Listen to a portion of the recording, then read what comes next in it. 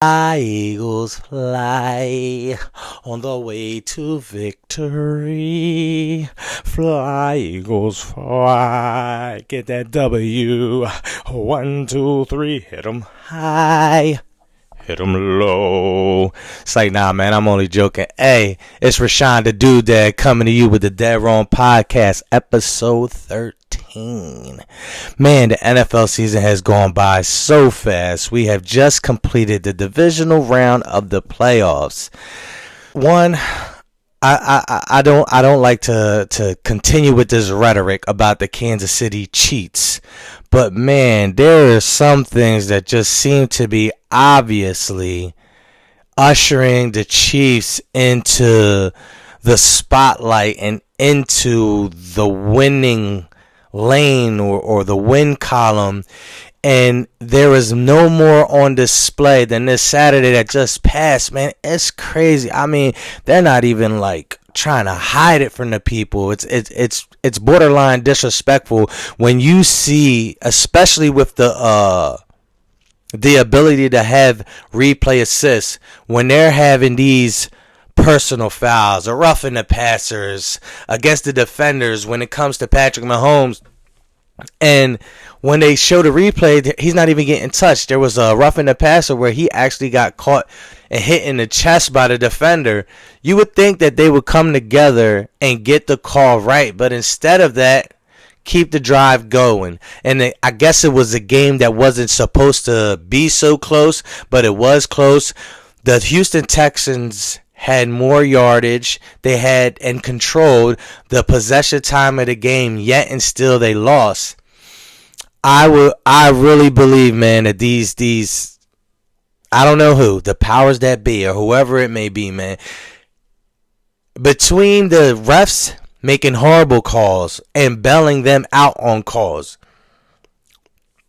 like I said, it's like they're ushering them to a win, or they are trying to make sure that without a doubt the Kansas City Chiefs are going to get more airtime. They're going to get the win. They're going to be in those big spots for television so they could keep on swinging to the suites and showing Taylor Swift being happy, etc., etc. And I got nothing against Taylor Swift, man.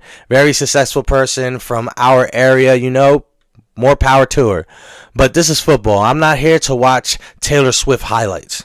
I'm not here to watch that. I didn't buy the album. I don't watch her videos. That's not my thing. When it's football time, I'm trying to watch football and football players played at a high level, and I want the playing field to be equal. I don't want anybody intertwining their hands or trying to usher a specific team whom they seem to have favoritism to usher to allegedly the Super Bowl. Right now, the AFC Championship game.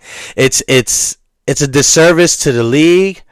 If you want to help anyone with ratings, you don't need to have Taylor Swift with help football.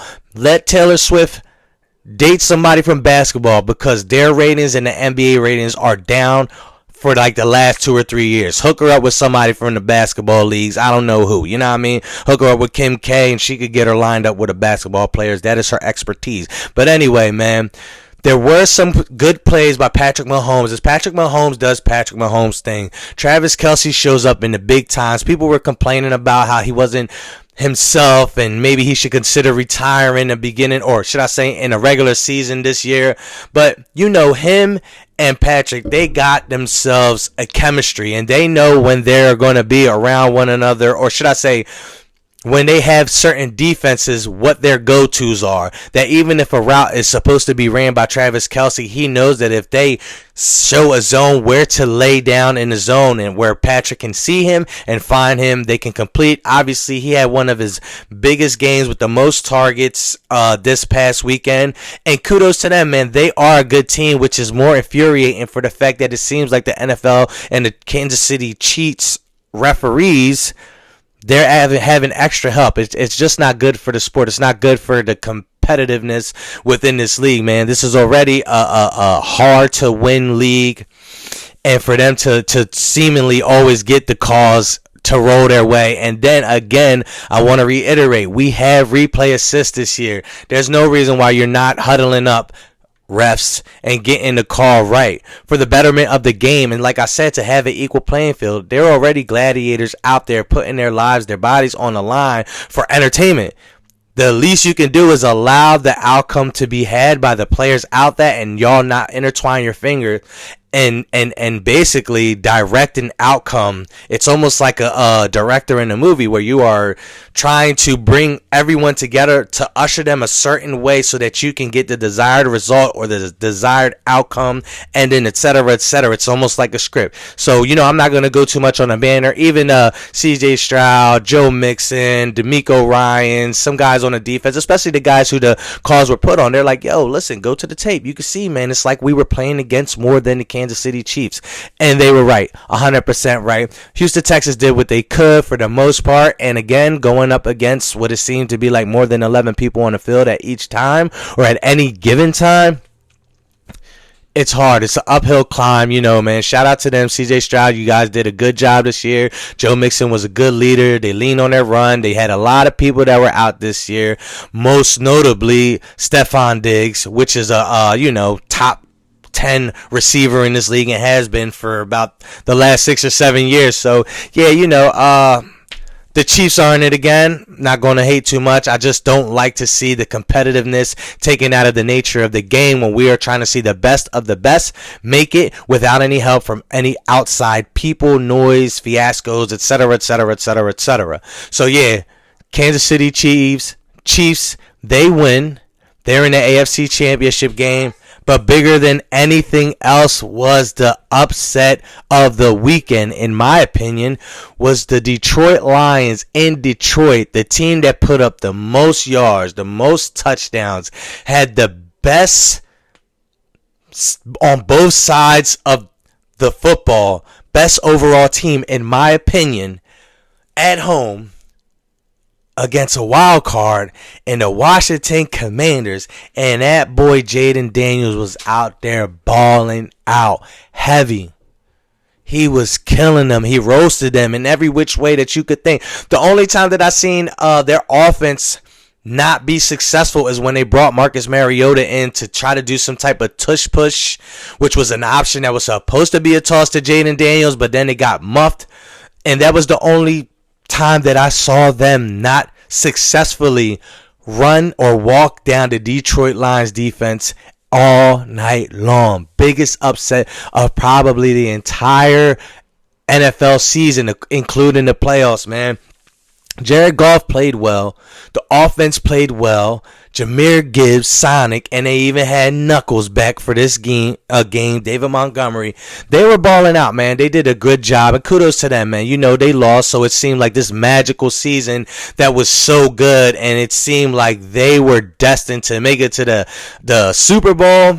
They came up short. They just ran into a hot team. I truly believe, it is my theory, that the hottest team going into the playoffs is typically the person that wins the Super Bowl. There were two teams that I believe were hot, and they were both in the NFC. It was the Rams and the Commanders. And the Commanders showed us that they are able and capable to go into the opposing team's field, hometown, city, state, conditions, and ball out and hang an L on whoever. So good. Shout out to them. Shout out to Jaden Daniels, man. He doesn't look like a true rookie. I feel like that is a testament to staying in college and being developed and being better and becoming better at your craft and coming out into the NFL draft at the right time. Some people need it. Some people don't, But shout out to them, man. Biggest upset of the playoffs, biggest upset of the NFL season, if you ask me. And who will they be hosting, or who will they be going against? Bird Gang. The Bird Gang. So the Eagles are going to be hosting another playoff game. Yesterday was a blizzard. It was a snow bowl in some respects. And both teams came out hot. Everybody was suspecting that this week the Rams especially Matthew Stafford, coming from Detroit where he was a dome playing quarterback, and then going to LA where SoFi is somewhat a hybrid of a dome, and it has like no walls on the outside, so you could get the inner and outer field. It's a pretty good construct or building, but nevertheless, point being that Matthew Stafford is typically not used to or accustomed to playing out in the elements, and everyone thought that this was going to be a leg up that the Philadelphia Eagles would have on the Rams, but it was different because with the snow, everybody had to deal with the snow. Both sides had to deal with the snow. Both defenses had to deal with the snow, and sometimes the offense has the upper hand because they know where they are going with the ball. The running backs know what holes they're trying to hit. They're able to make that jump cut, and then the defender has to react. And the defender typically, not all the time, but typically, they're the ones that end up slipping. But yesterday, it got worse as the game went on. And it was pretty good football. The Eagles started off strong. Jalen Hurts started off strong. 44-yard running TD. He was hitting the quick passes, the slants, and of course they were doing their best to bottle up Saquon Barkley, but he got a touchdown very early. But then after that, he was a little quiet for most part, man. Coming out of the half, I still felt like it was anyone's game. It was too close to be called, and in the second half, most notably in the fourth quarter, when there was about 5 minutes left, man, Saquon called his own number. Now that we know the story, he went with his running back coach to Kellen Moore and called his own number and was like, yo, I was seeing this in the defense. I think this could break out and potentially be a successful run for me. Could we run it? And they trusted him and trusted what he was seeing and trusted his intuition and his decision making, and they called it. And you can actually see him whispering something to Jalen Hurts before the play transpired, and man, it was another 68-yard running TD for Saquon. 2K Barkley, say Snow Barkley, man, the biggest acquisition this year in my personal opinion for any team across the whole entire NFL. It was similar to how Christian McCaffrey had an impact with the San Francisco 49ers, but I think it's that on steroids, man. Saquon is a game-changing back. He is a franchise changing back. He is a generational player, and for the New York Giants, I am sure on behalf of all of the Philadelphia Eagles fans, thank you. Everybody is thanking you, man, and I can't believe you guys were stupid enough not to pay this man what he needed when he is that good. Stupid. I don't know how the GM or the head coach still have a job, but that's that. And with all that being said, you still had your critics and everybody critiquing Jalen Hurts. I don't know what this guy has to do. He has to be Joe Montana in the snow. I mean, everybody. Matthew Stafford is a Hall of Fame quarterback. Everybody knows that. And he was struggling. Puka Nacua is an all-pro first-team receiver. He was dropping balls. Cooper Kupp was a triple crown a couple years ago. He was dropping the ball. It was just a game of the elements, and the team that was able to execute, run the ball, and who didn't put the ball in harm's way typically wins the game, and that was the case yesterday. And even so, when we thought that the game was broken up after that specific run play, they were up 13 points. The Rams, they didn't do anything the entire second half up until that time. They took the ball down and scored within, I think, 11 plays, and they only took about a minute and 47 seconds. They were balling. They were doing what they were supposed to do. They just wasn't doing long enough. Kyron Williams put the ball on the ground. He's usually got that fumble bug, but he did it in the most, or should I say in the worst time. And Isaiah Rodgers, who was in for Quinyon Mitchell after he got hurt, opportunity arises. He almost had it in for a touchdown, but he took it down to the 2 or 3 yard line, and the Eagles thought they had a touchdown at that point.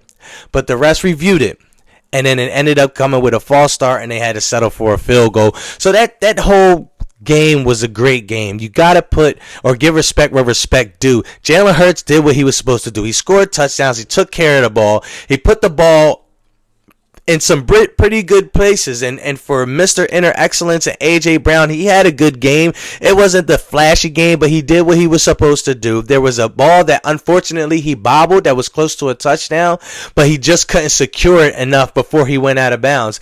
They all were playing, and given the fact that the elements, they do matter. They matter. Jalen Hurts needs to be given some grace. I guarantee you, without Jalen Hurts, they don't win that game. I guarantee you. So for all you Eagles fans who be critiquing this guy, I don't care if he doesn't have any personality. He's winning these games. He's not putting the ball in harm's way. Yes, you're going to need more from him if you want to win a Super Bowl. Yes, you can have more personality and more vocalism as being a leader in the huddle, on the sidelines, in the locker room, but he's winning. He is putting you guys in a position to win. Eliminated last year by the Tampa Bay Bucks in the wild card round. NFC Championship game on the horizon this week. Can we give credit where credit's due? Can we give credit to Kellen Moore? And can we give credit to Vic Fangio? And can we give credit to head coach Nick Sirianni? Yes, he is delegating, but at the same time, this is a team effort, from the coaches to the people on the special teams. And if we're going to talk about everybody out, even the people on the practice squad, everybody's doing their jobs, and that's why they are in the position that they are in coming next week to be able to host a game. And speaking about special teams, I hope and pray they move on from Jake Elliott this year. I know that the kicking thing can be a psychological thing, and it's a mechanic, and if you get inside your head, you can potentially throw yourself off. I get all of that, but this is not the time to do that. This is not the time to do that. Kickers have one job. You should be the best at your job because you have one job. You're not getting smoked by defenders left and right every other play, bro. You got one thing to do. Kick the rock between the uprights. No other job. All week, you got to practice one specific thing from different yardage. That's it. There is no excuse for any kicker on any level, if you're in the pros, to be missing these game-defining kicks when your team is dependent on you. Thank God they were able to overcome that, because it would be terrible. It would be, man, a letdown of epic proportions for your game or your season to hang in the balance on this kicker, and lo and behold, you miss 2 field goals. It's 2 points, and you are right in striking distance. If the Rams score with a touchdown and a field goal, they would have won. Come on, man. Do your thing. But anyway, speaking of doing your thing, man, the entree of last weekend, divisional round of the playoffs, was the Baltimore Ravens versus Josh Allen and the Buffalo Bills in Orchard Park. 8 degrees out. Feel like temperature is like -10. Crazy. Baltimore does what they're supposed to do. They go down and score on the first drive. Lamar is looking good. They're running the ball. They're driving. Then the Buffalo Bills and Josh Allen do what they do at home. They take care of home field. They score and even it up. But what happens? This time of year, it's all about taking care of the ball. You got to take care of the ball. Got to take care of the ball. Most important person on the field is that quarterback. And this is not all on Lamar. I'm just speaking facts. He put the ball on the ground one time, and it could be the conditions. Nevertheless, you got to take care of the ball. You touch the ball all the time. And then he threw the ball up because he had a defender, which is not all his fault. The offensive line got to do their part too. But nevertheless, if you feel like you may be throwing the ball in harm's way, throw the ball out of bounds and live to play another down. You cannot turn the ball over and expect to win the game. And even so, with those turnovers, they still were in the game. Driving, about to be close to tying it up. Mark Andrews, the sure-handed, sure-fire tight end for the Ravens, the safety valve for Lamar Jackson, while they're driving, gets the ball punched out. Talk about deflating, man. Listen, I don't expect nothing less from Josh Allen. Josh Allen is a tank. You've seen his evolution from year one to now. He's going to do what he's going to do. I automatically think they're going to be successful as long as Josh Allen is there on their team. Their defense doesn't really play well. They played well last night, but they've been stinking it up lately. But the Buffalo Bills, they came to play. Their defense caused a lot of turnovers yesterday, and that was the defining factor. And even with all of that, they still drove. Lamar Jackson drove the ball, scored a touchdown. Not on his legs. He threw for a touchdown. All they needed was a 2-point conversion to tie it up and possibly go into overtime. And that safety valve, that person with the sure hands, with the season on the line, Mark Andrews, dropped the ball for the 2-point conversion where all he had to do was catch it and land on his butt. Boomski. You let your team down, dog. You let your team down. You let your boy down. There's no way, even with all of the stuff that they did, meaning the turnovers, the interception, putting the ball on the ground, all about Lamar Jackson, he still did what he had to do as a leader, as a quarterback. He didn't hang his head. He didn't run away from the pressure. He stood in there. He delivered. He got y'all on the doorstep of tying things down. And you, Mark Andrews, you let them down, man. You should have got punched on in that locker room. You should have had to ride a bike from Buffalo all the way to Baltimore, man. I wouldn't even let him on the train, man. This is the season on the line. This season, how successful it was. All of that. None of that is ever going to matter now with this season because it is lost. It is a failure. No Super Bowl is a failure for Lamar Jackson. Lamar Jackson is going to go down as one of the greatest quarterbacks ever in history. But he got to win that Super Bowl. He's there on the doorstep every single year. This time, they can't put the blame on Lamar. They're going to say he put the ball on the ground, he threw an interception. But with all that being said, he still put them on their back. Not once, but twice. Because once they were driving and Mark Andrews fumbled the ball. Second time, drive, touchdown, 2-point conversion, perfect call. What does he do? Put the ball in his hands. All you got to do is grab the ball and fall into the touchdown. You tie it up and possibly go into overtime. You took that away from your team, man. And you guys like that got to look in the mirror and you got to learn that these people, like the Kansas City Chiefs, these people, these winners, you have to know how to win. You have to know how to close games, and that's in every single sport. And like I said, it's a disservice to your entire team for guys that kick field goals or guys that your job is supposed to catch. You get the ball. They trusted you enough to put the ball in your hands, and you did not deliver. You had to catch the ball, secure it, and fall backwards. You didn't even have to run or get any extra yardage, man. And it's a disservice to your team. You know, man, I'm not putting this on Lamar. Yes, he did put the ball on the ground, but he did what he was supposed to do. He got his team back in contention, scored a touchdown with 1 minute to go. This is the type of stuff that cements people's legacy. And they took away the fairy tale ending by just not securing the ball, man. It's a disservice, man. But you know what? It is what it is. You can't blame anybody. It was meant to be. It was meant to be. Cut of the law.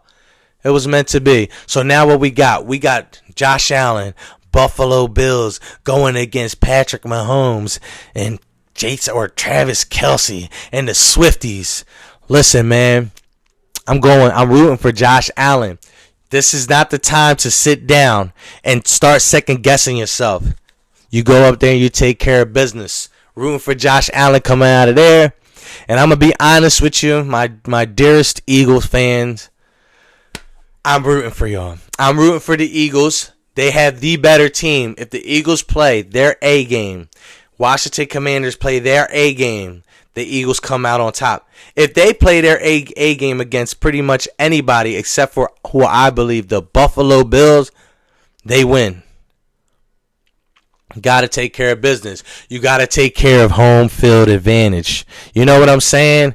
You got to do what you got to do. I know Jaden Daniels has had a magical season. And trust me, he is very much capable of putting up numbers and sending the Eagles home. But that defense, the number one defense in the league, they're ready to do what they're supposed to do. And I believe in them. I'm thinking the Eagles, Buffalo Bills, Super Bowl. And I don't know who wins. But I know one thing right here, right now. Coming up this Sunday, there's only one thing to say. Fly, Eagles, fly. Nah, man. This is your boy Rashawn the Dude Dad coming to you with episode 13 of the DeadRong Podcast. Don't forget to like, comment, subscribe. Get at me. Appreciate y'all.